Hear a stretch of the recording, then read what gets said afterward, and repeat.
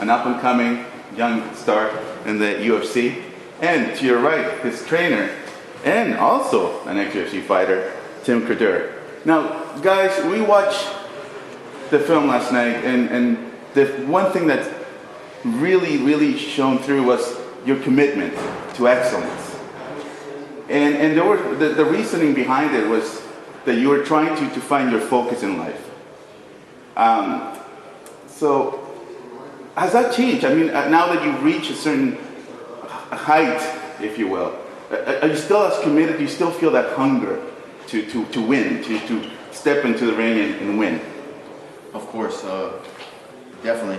I'm never going to be satisfied. I always want to be better. You know, once I reach a goal, I set another one even higher. You know, now I want to be champion one day.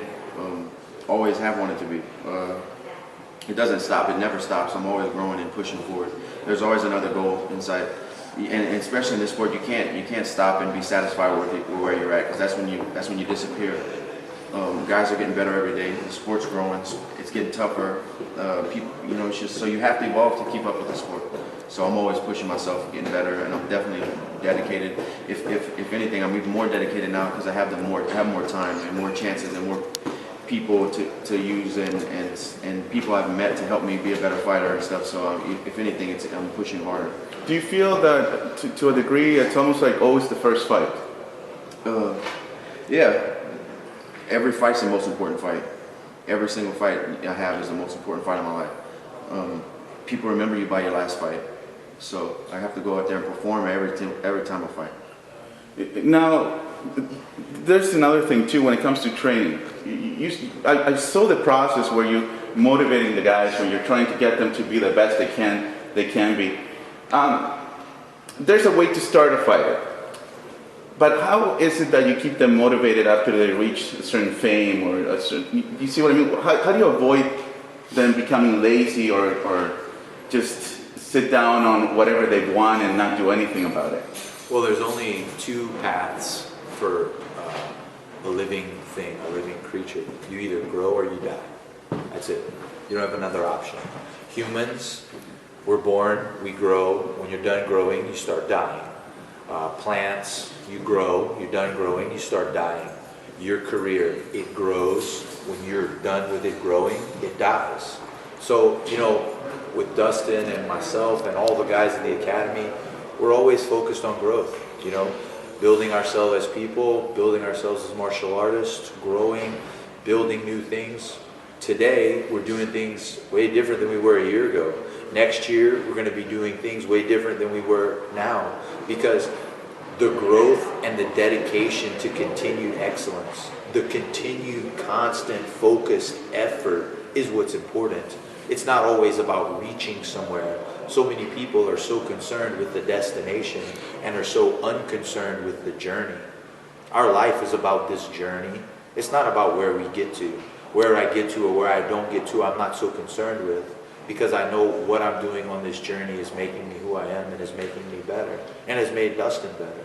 The journey is the focus. The destination is neither here nor there. I'm never going to get to a destination where I'm finished growing until I get to my grave. I find that point really interesting because to some people who are not informed about the sport, they think it's just an issue of just jumping in and fighting and that's the end of that, and then you go home all bloodied and then you're ready to go at it again. But what I saw in the film was a lot of discipline, a lot of sort of character building. Do you think that ultimately is what makes a real fighter?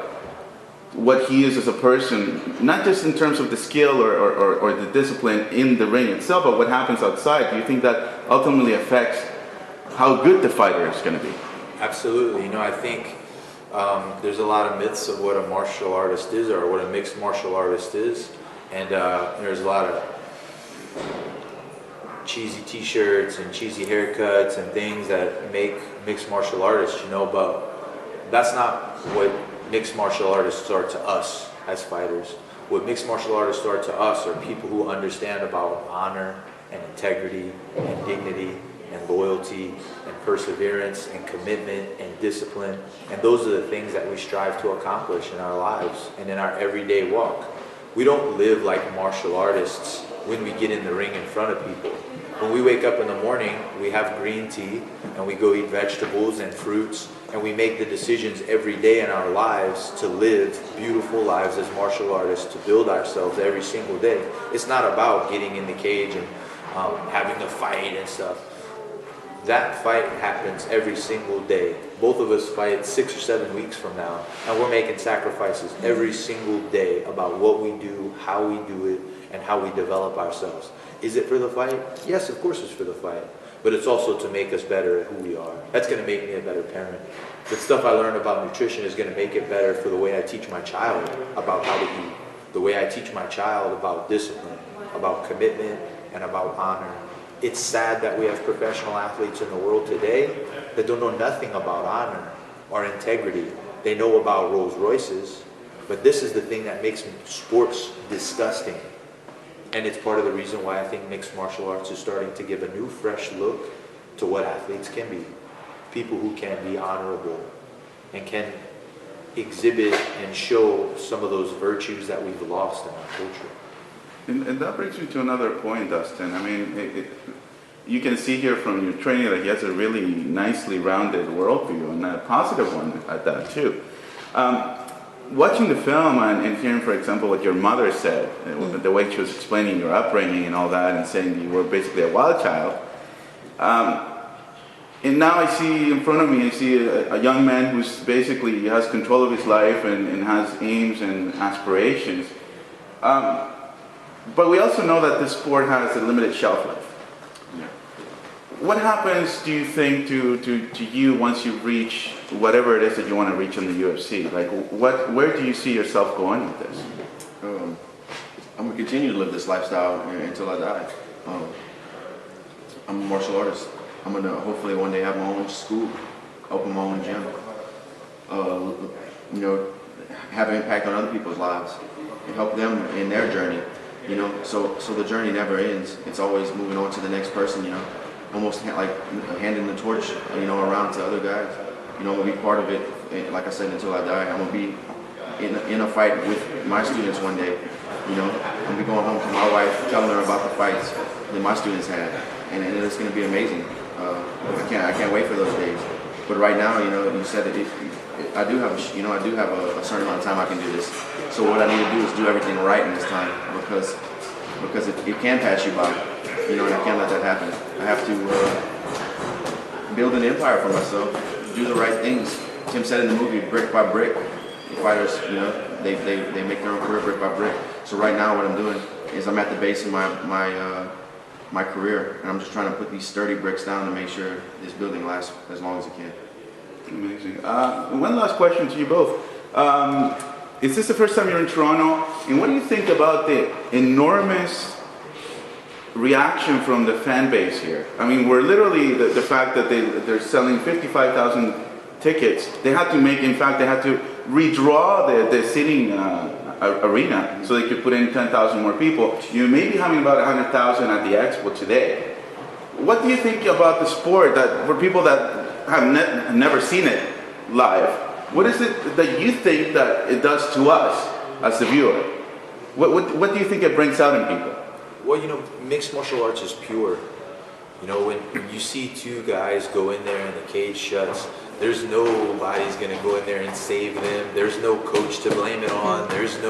It's just boiled down to like the basic human essence of combat. You know, and for whatever reason, that's so attractive for people. You know, when you have guys out there that live their lives as true martial artists, like George St. Pierre, Jake Shields, Mark Hominick, Jose Aldo, Dustin Poirier, it's impressive to watch because you cheer for that spirit, that champion spirit, that person who's fighting to achieve themselves, of course as a champion, but as a better person. You know, they're people you want your kids to cheer for. Even though sometimes some people are like, oh man, cage fighting, mixed martial arts, kind of scary. Once you start to delve a little deeper and to get a little bit more underneath what these people are, you get fascinated. You're fascinated with their courage and their dedication. And that's what you saw in the film. The film, you end up literally rooting, like you want to get off the seat and kind of start pumping your fist up in the air. And that's part of what I think as well too, is that people are going to see this weekend from the fighters too. Because people in the world are done cheering for billion-dollar babies who are professional athletes that cry about people are finished with that. They're finished cheering for that. And seeing people that represent themselves as true warriors and true men and dedicated to their craft and do not whine and do not cry and go out there every fight and fight for their futures is impressive to watch. Like you noted in the film, it's not easy. You're literally putting in 6 days a week. 6 days a week and putting your life into it, maybe leaving other things behind. But it's really you coming from a working class background. You know, people who have always had to struggle to get somewhere. It was nothing was ever given to you. So with that in mind, I just want to thank you guys for talking to us and wish you the best of luck in your careers. I mean, you certainly deserve it. Thanks for talking to us. No problem. Take care. Thanks so much.